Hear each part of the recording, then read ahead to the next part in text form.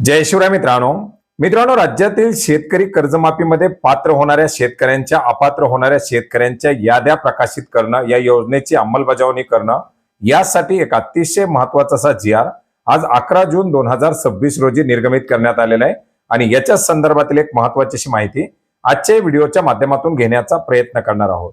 मित्रांनो, राज्य शासनाच्या माध्यमातून पुण्यश्लोक अहिल्यादेवी होळकर शेतकरी कर्जमुक्ती योजना 2026 ही योजना आणण्यात आलेली आहे. ज्या योजनेच्या अंतर्गत 2 लाख रुपयापर्यंतची कर्जमाफी, नियमित परतफेड करणाऱ्या शेतकऱ्यांना 50,000 रुपयाचं प्रोत्साहनपर अनुदान ही योजना अशी राबवली जाणार आहे.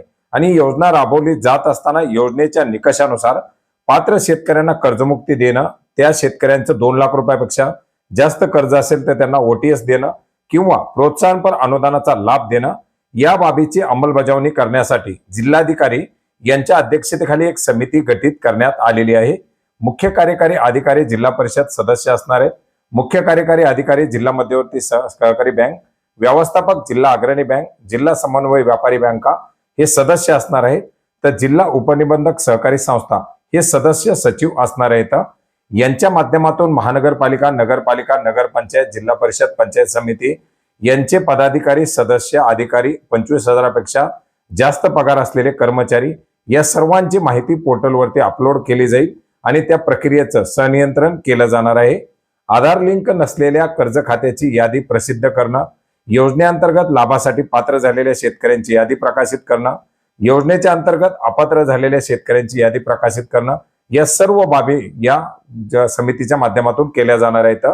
ॲग्रीस्टॅक पोर्टलवरती शेतकऱ्यांची नोंदणी करणं, त्याच्यासाठी मेळावे आयोजित करणं, त्याला प्रसिद्धी देणं, या सर्व बाबी सुद्धा या समितीच्या माध्यमातून केल्या जाणार आहेत. शेतकऱ्यांच्या कर्जमाफीची प्रक्रिया पार पाडली जात असताना शेतकऱ्यांचं आधार प्रमाणीकरण करण्यासाठी जिल्ह्यामध्ये मेळावे आयोजित करणं आणि त्याला प्रसिद्धी देणं, या बाबी सुद्धा या समितीच्या माध्यमातून पार पाडल्या जाणार आहेत. अर्थात या कर्जमाफीच्या अंतर्गत पात्र शेतकऱ्यांची यादी आल्यानंतर त्या शेतकऱ्यांचं बायोमेट्रिक व्हेरिफिकेशन केलं जाणार आहे आणि त्या प्रक्रिया सुद्धा या समितीच्या माध्यमातून पार पाडल्या जाणार आहेत.